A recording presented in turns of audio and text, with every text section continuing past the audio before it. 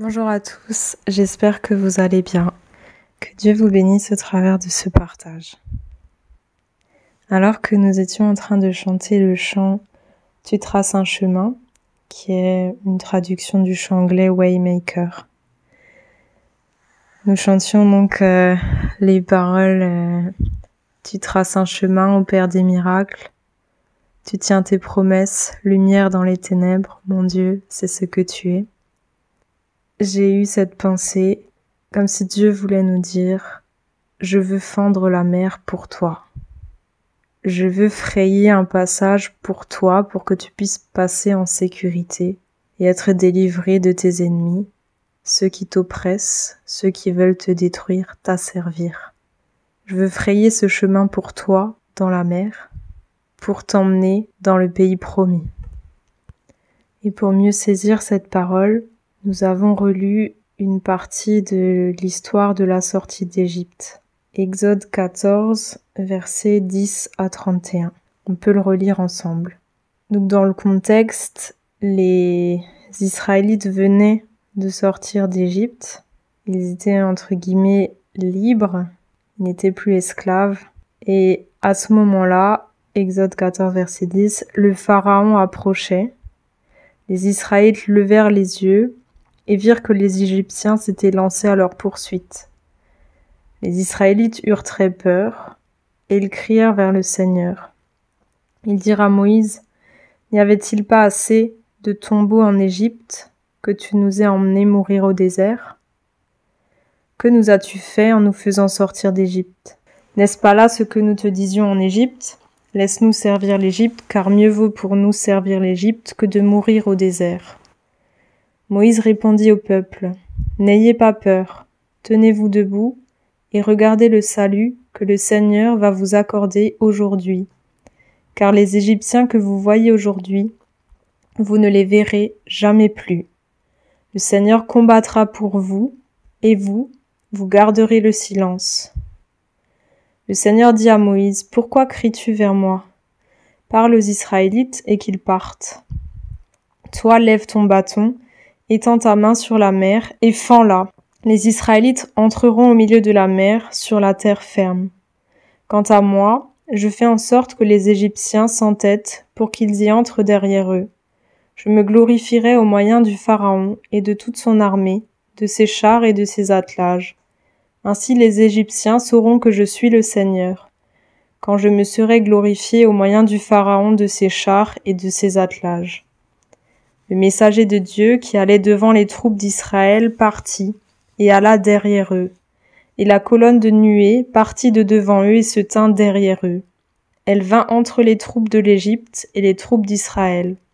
Elle était nuée et ténèbres, et elle éclairait la nuit. Ils ne s'approchèrent pas les uns des autres pendant toute la nuit. Alors Moïse étendit sa main sur la mer. Le Seigneur refoula la mer toute la nuit par un puissant vent d'est. Il mit la mer à sec et les eaux se fendirent. Les Israélites entrèrent au milieu de la mer, sur la terre ferme. Les eaux étaient pour eux une muraille à leur droite et à leur gauche. Les Égyptiens les poursuivirent. Tous les chevaux du Pharaon, ses chars et ses attelages entrèrent après eux au milieu de la mer. Pendant la veille du matin, le Seigneur regarda les troupes de l'Égypte depuis la colonne de feu et de nuée, et il frappa de panique les troupes de l'Égypte. Il enleva les roues de leurs chars. Il ne les conduisait plus qu'avec difficulté. Les Égyptiens dirent alors, « Fuyons pour échapper à Israël, car c'est le Seigneur qui combat l'Égypte pour eux. » Le Seigneur dit à Moïse, « Étends ta main sur la mer. Les eaux reviendront sur les Égyptiens, sur leurs chars et sur leurs attelages. » Moïse étendit sa main sur la mer. Vers le matin, la mer revint à sa place habituelle. Les Égyptiens s'enfuirent à son approche, et le Seigneur se débarrassa des Égyptiens au milieu de la mer. Les eaux revinrent et recouvrirent les chars, les attelages et toute l'armée du Pharaon, qui était entrée dans la mer derrière les Israélites. Il n'en resta pas même un seul. Mais les Israélites marchèrent sur la terre ferme au milieu de la mer. Les eaux étaient pour eux une muraille à leur droite et à leur gauche. Ce jour-là, le Seigneur sauva Israël de la main des Égyptiens. Israël vit les Égyptiens morts sur le rivage de la mer. Israël vit par quelle main puissante le Seigneur avait agi contre l'Égypte, et le peuple craignit le Seigneur. Ils mirent leur foi dans le Seigneur et en Moïse son serviteur.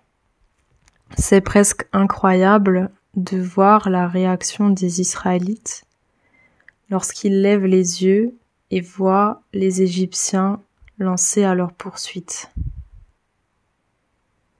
Ils disent: n'y avait-il pas assez de tombeaux en Égypte que tu nous aies emmenés mourir au désert?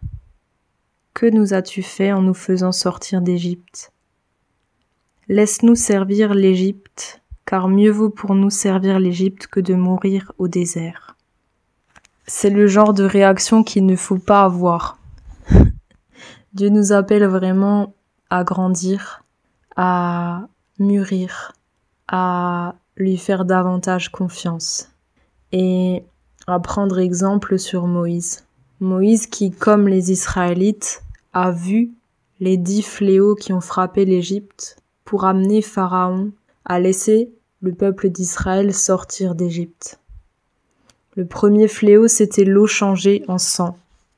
Le deuxième, c'était l'invasion des grenouilles. Le troisième, les moustiques. Le quatrième, les mouches venimeuses. Le cinquième fléau, la peste du bétail. Le sixième, les ulcères. Le septième, la grêle. Le huitième, les criquets.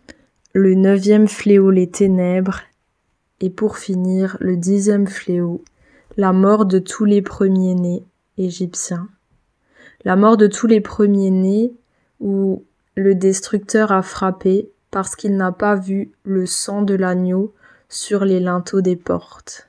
Car Dieu avait donné ce signe pour les Israélites afin que leur premier-né soit protégé par le sang de l'agneau versé sur les linteaux des portes.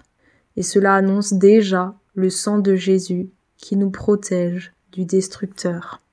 Donc le peuple de Dieu, tout comme Moïse, a vécu tout cela, a vu quelle puissance Dieu a mise en œuvre pour les faire sortir d'Égypte.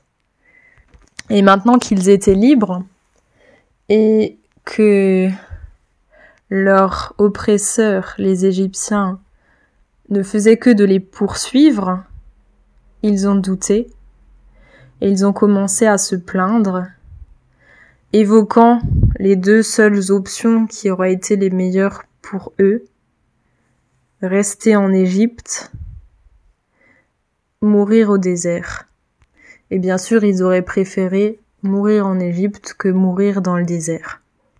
Et c'est là où nous avons besoin de rejeter cette mentalité qui a tendance à tirer des conclusions hâtives basées sur nos yeux qui se lèvent sur la circonstance qui se gâte,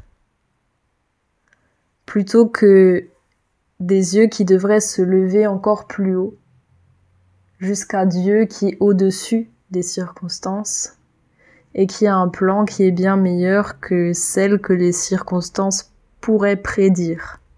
Et là, effectivement, quand on voit l'ennemi qui poursuit, on se dit, ben oui, là, on va mourir.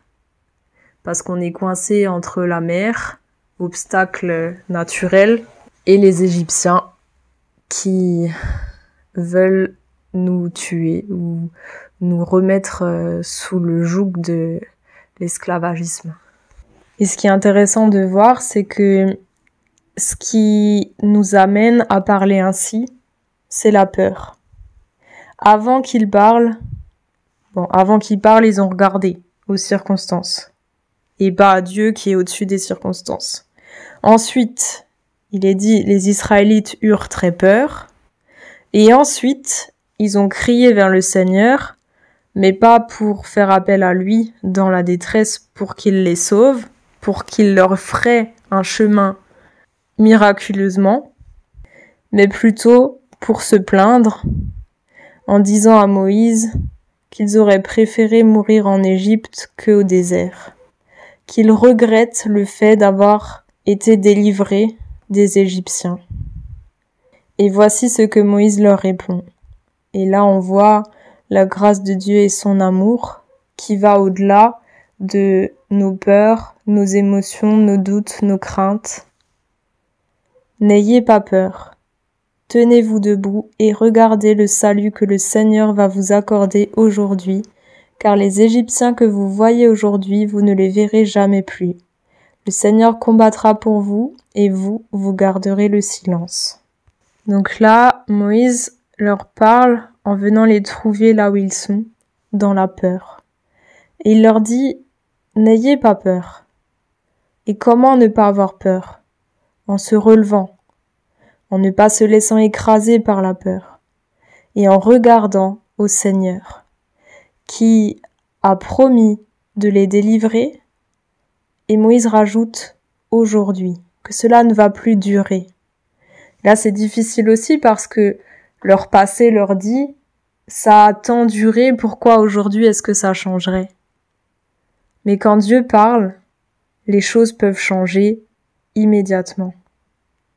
Même si ça a duré longtemps, jusqu'au moment où il a parlé.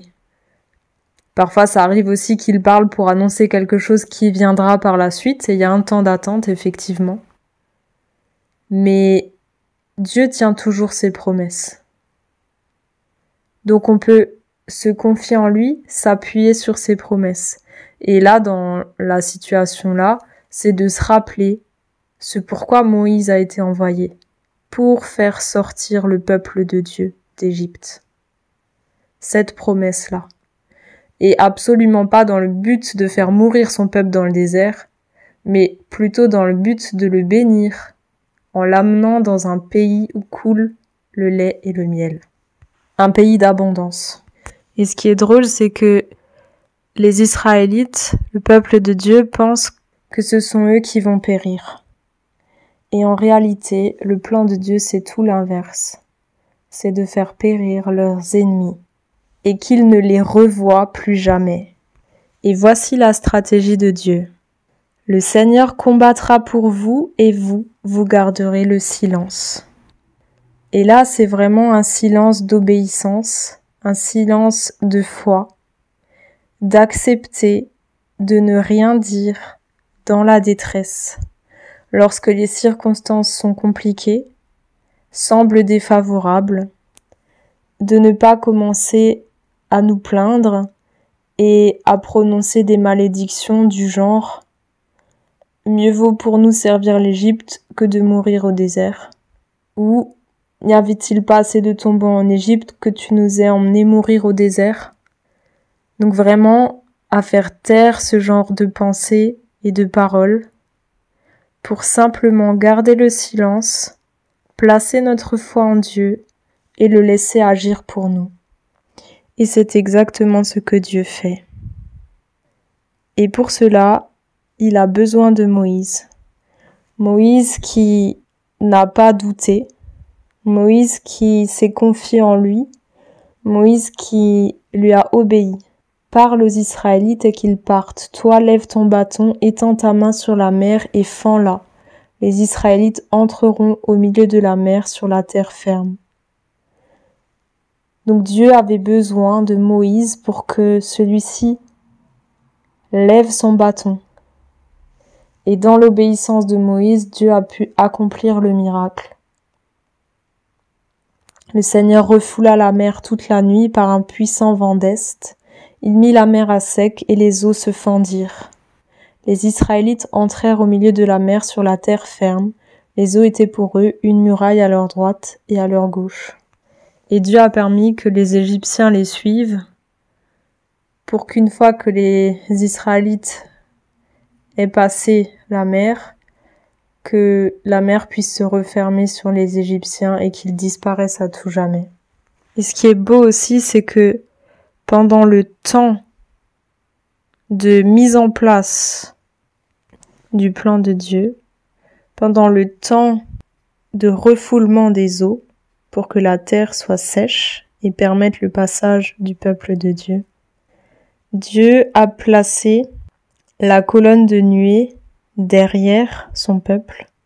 Celle qui était devant pour le conduire, il l'a placée derrière lui, pour qu'elle soit entre son peuple et ses ennemis. Pour que cette colonne de nuée éclaire Israël et sois ténèbres du côté des Égyptiens pour que les deux troupes ne se rencontrent pas durant la nuit, pour qu'ils ne s'approchent pas les uns des autres pendant la nuit, pendant le temps où le Seigneur a refoulé la mer. Lorsque Dieu dit qu'il veut fendre la mer pour toi, il t'annonce qu'il veut te délivrer durablement de tes ennemis, de ce qui t'oppresse, de ce qui t'accable. Et pour cela, il a besoin que tu regardes à lui pour ne pas avoir peur de tes oppresseurs, de ce qui t'accable, de ce qui te tourmente. Que tu regardes au Seigneur et que tu crois qu'il va t'apporter le salut aujourd'hui, sans plus tarder, que c'est pour maintenant, et que dans l'attente, tu gardes le silence et que tu le regardes intervenir pour toi. Que tu renonces à toute pensée de découragement, d'accablement, de malédiction, de mort, pour laisser parler Dieu qui veut te délivrer de tous tes ennemis aujourd'hui. Merci Seigneur pour cette promesse que tu nous fais de fendre la mer pour nous, de tracer un chemin là où il n'y a pas de chemin, pour que nous puissions passer en toute sécurité et être délivrés de ce qui nous oppresse, de ce qui veut nous tenir encore captifs. Merci Seigneur parce que tu es venu pour nous accorder une pleine liberté. Aide-nous à la saisir dans la foi, sans crainte, à nous confier en toi, à ne pas nous laisser voler ton salut, tes promesses par la peur, mais à garder les yeux fixés sur toi, au-delà des circonstances, et à nous attendre à ton intervention, dans le silence, dans la foi, que tu tiens tes promesses, et que s'il y a encore un temps d'attente, tu nous gardes à l'abri de nos ennemis. Amen.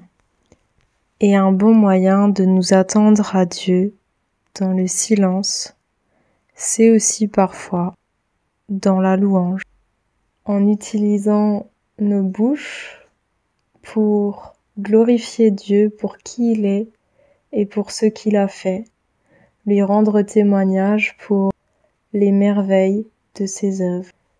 Et pour cela, on peut s'inspirer de plein de psaumes, mais aujourd'hui, on va s'inspirer du psaume 139, verset 14. Je te loue d'avoir fait de moi une créature aussi merveilleuse. Tu fais des merveilles et je le reconnais bien. Parfois, c'est difficile à dire, mais l'objectif, c'est que nous parvenions vraiment à déclarer ce verset de tout cœur, comme une louange à Dieu, comme une reconnaissance.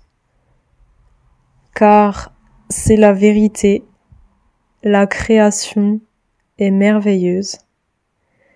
Et nous, hommes et femmes, sommes un petit peu la cerise sur le gâteau, le point culminant de la création. L'homme fait à l'image de Dieu. Donc, à combien plus forte raison nous sommes merveilleux, merveilleuses, nous aussi. Et peut-être que le fait d'admirer la création, la beauté d'un coucher de soleil, la beauté d'un ciel étoilé, la beauté de choses toutes simples qu'on peut admirer dans la nature, ça doit nous aider aussi à pouvoir regarder à nous-mêmes et à rendre gloire à Dieu en lui disant « Je te loue d'avoir fait de moi une créature aussi merveilleuse. Tu fais des merveilles et je le reconnais bien. » Ou simplement en pensant au fait que nous pouvons respirer, nous pouvons bouger, nous pouvons nous exprimer d'une manière ou d'une autre. Et s'il est vrai que parfois il y a certaines infirmités, nous croyons que notre Dieu fend la mer pour nous et est en train de préparer notre délivrance, nous apportant la guérison, nous apportant une pleine liberté dans toutes les fonctions qu'il a donné à notre corps. Oui, nous te louons, Seigneur, d'avoir fait de nous des créatures aussi merveilleuses. Tu fais des merveilles et nous le reconnaissons bien. Amen.